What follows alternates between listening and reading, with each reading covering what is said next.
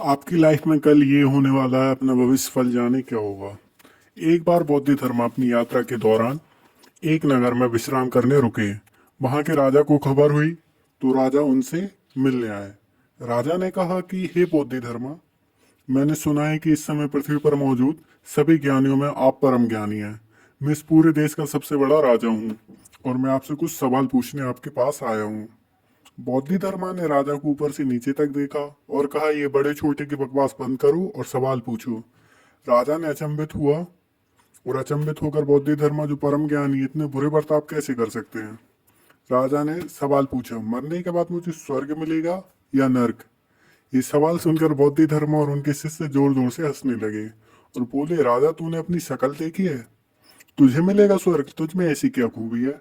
अपना मजाक बनता देख राजा ने गुस्से में अपनी तलवार निकाल ली और वह तलवार बौद्धिधर्मा की गर्दन पर रख दी। बौद्धिधर्मा ने शांत होकर मुस्कुराते हुए कहा, और यहाँ इसी समय से हुई तुम्हारे नर्क की शुरुआत। राजा समझ गया कि बौद्धिधर्मा उसे कुछ सच्चाई दिखाने की कोशिश कर रहे हैं। राजा ने अपनी गलती मानी और उनके पैरों में गिर पड़ा। पैरों में राजा को देख बौद्धिधर्मा फिर बोले, और यहाँ से हुई तुम्हारे स्वर्ग की शुरुआत। बौद्धिधर्मा ने राजा से कहा, राजन, मैं तुम्हारी एक छोटी सी परीक्षा थी। राजन, ये तुम्हारी एक छोटी सी परीक्षा थी। जब तुमने गुस्से में तलवार हाथ में ली, वहीं से तुम्हारे नर्क की शुरुआत हो गई। लेकिन जब तुम जागे और अपनी गलती का एहसास करके झुके, तो वहीं से तुम्हारे स्वर्ग की शुरुआत हो गई। ये बकवास इंसान को बंद कर देनी चाहिए। मैं कल करूंगा, वो पालूंगा, ये सब ख्याली पुलाव होते हैं, ख्याली बातें होती हैं। अगर सच में कोई व्यक्ति किसी चीज को दिल से चाहता है तो वो इसी पल से उसे करेगा, वरना जिंदगी भर ख्याली बकवास में बर्बाद हो जाएगा। तुम्हारा अभी का एक पल तुम्हारे स्वर्ग, नर्क और भविष्य का निर्माण कर रहा है। चाहो तो इसी पल को स्वर्ग बना लो या इसी को नर्क। लोग मेरे पास आते हैं और बड़ी बड़ी बातें करते हैं। उन्हें पता होता है कि आज वो जो कर रहे हैं ना, उन्हें कहीं नहीं लेकर जाएगा। उनका जीवन बर्बाद होने वाला है।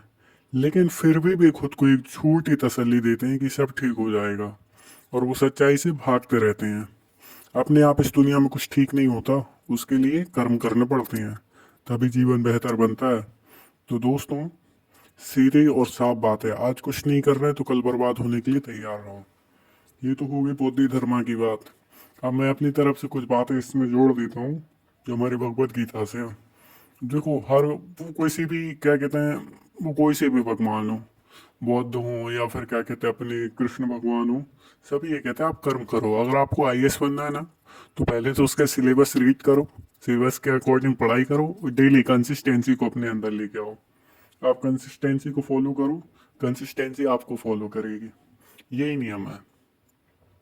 सूरज निकलता है तो चांद छुपता है, चांद निकलता है तो सूरज छुपता है। प्रकृति का नियम है, सच और झूठ, दिन और रात, सुबह और शाम। उसी तरीके से हर चीज के दो पहलू होते हैं। आपको कुछ बात जाननी हो या ना जाननी हो, सिर्फ एक बात जानो, हर चीज के दो पहलू है, चिट, हेड और टेल। इस तरीके से तो आपको अगर कुछ भी पाना है आपकी लाइफ में, भले ही थोड़ा सा प्रयास करो। नहीं लगता यार मन, हमें भी पता है नहीं लगता, 20-25 साल पढ़ते रहते हैं बच्चे, पर जो टॉप कर जाते हैं वो भी तो कोई इंसान रहते हैं। वो क्या पढ़ते हैं? वो भी तो यही सिलेबस पढ़ते हैं, टॉप कर जाते हैं, फर्स्ट रैंक लेके आते हैं, all India rank 1, all India rank 2, JEE, IIT, NEET, UPSC, PSC।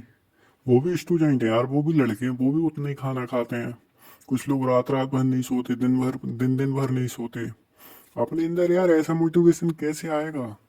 लेके आना पड़ेगा ऐसा मोटिवेशन। आप तो भले ही कुछ करो चाहे मत करो, आपका कर्म जो है ना, कर्म करो। कर्म करोगे उसमें सुधार होता है तो ठीक, नहीं होता तो ठीक। पर एक और बात है, अगर आप कर्म करोगे ना, आपको पता ही नहीं चलेगा, धीरे धीरे अपने आप आपके अंदर सुधार आता रहेगा। और यही सुधार आपको भविष्य में अच्छी तरक्की दिलाने के लिए आता है।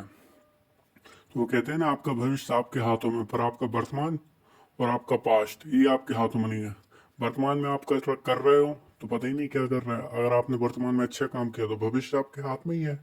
भविष्य में क्या, भविष्य तो किसी को नहीं पता कैसा क्या किसका भविष्य रहता है। बस ये रहती है, हम कई सारी कहानियाँ पढ़ते हैं, कहानी हमारी लाइफ में सीख होती है। आप इसी लाइफ की सीख से एक एक पॉइंट या फिर एक पॉजिटिव वाइब अपने अंदर लेके किसी भी चीज़ में, किसी भी फील्ड में जाके तरक्की कर लेते हो।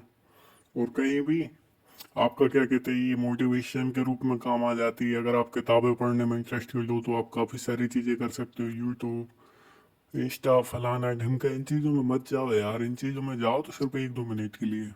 हालांकि व्यक्ति 1-2 मिनट के लिए जाता है पर ले लेता है 1-2 घंटे। इन चीज़ को अवॉइड करो, अपने गोल पर फोकस करो। बौद्ध धर्म जैसी शांति ना सही पर उनके शिष्य की शांति तो मिल ही जाएगी, शिष्य जैसी शांति। बौद्ध धर्म को आइडल मानो, स्वामी विवेकानंद को आइडल मानो। इतने बड़े बड़े यार, अपनी इंडिया में कितनी बड़ी बड़ी हस्तियां हैं यार। आप तो, मैं ये कह रहा हूँ, आपको फॉरेन नहीं जाना मत जाओ। आपके पास बजट नहीं है फॉरेन का मत जाओ, अपने देश को ही जानो। 1,000 रुपए तो आसपास जाके जगह जाके घूम के देखो। कम बजट में भी ये दुनिया देखी जा सकती है, बस अपने अंदर साहस होना चाहिए। कैसी कैसी प्रॉब्लम होगी उनको फेस करोगे तो मजबूत बनोगे। नया एक्सपीरियंस रहेगा, लोगों का भरोसा आपके ऊपर रहेगा। घूमो फिरो, अच्छा खाओ, अच्छा पहनो। भले ही आप, मैं तो ये कहता हूँ, अगर एक जोड़े कपड़े भी खरीद रहे हो ना, थोड़ी देर से खरीदो पर अच्छे खरीदो, क्योंकि अच्छी चीज़ आपको हमेशा साथ देती है, बुरी चीज़ बेइज्जती भी कराती है और साथ भी जल्दी छोड़ देती है। कर्म करो। कर्म अगर आप अच्छे करते हो तो आपको स्वर्ग भी मिलेगा, और कर्म अगर आप नर्क वाले करोगे तो फल रियली आपको नर्क ही मिल सकता है। पर ये है, ये अपने एंसेस्टर हैं, महात्मा बुद्ध हुए, उनके और शिष्य हैं जो भी काफ़ी नामी हैं। इन लोगों को अपनी लाइफ में बस इनके पॉजिटिव विचार को अपना लो। कुछ नहीं, अगर एक विचार को भी आपने आपकी लाइफ में अप्लाई कर लिया और अपना लिया, उससे ही आपकी ज़िंदगी संवर जाएगी। आप तो डेली कुछ नहीं, डेली करो यार, उस काम को करने की कोशिश करो। अभी सबसे मुश्किल लाइफ है स्टूडेंटों की, क्योंकि उनका पढ़ाई में मन ही नहीं लगता। कहाँ से लगे मन, मोबाइल तो ले लेते हैं हाथ में। और ये सब की अपनी अपनी लाइफ में है, अपनी अपनी। बनना तो आईएएस है, पर वो प्रिपरेशन तो एक कांस्टेबल जैसी नहीं कर पा रहे हैं। एक चपरासी वाली प्रिपरेशन नहीं कर पा रहा पढ़ाई के मामले में, कहाँ से बनेगा आईएएस। बस मेरा ये कहना है, आप तो फुल फोकस के साथ आपकी गोल की तरफ जाओ, स्ट्रेटजी बनाओ और उसको अप्लाई करो। और इसी प्रकार की वीडियो मेरे चैनल पे मिलती रहेगी। चैनल को लाइक करो, सब्सक्राइब करो, शेयर करो।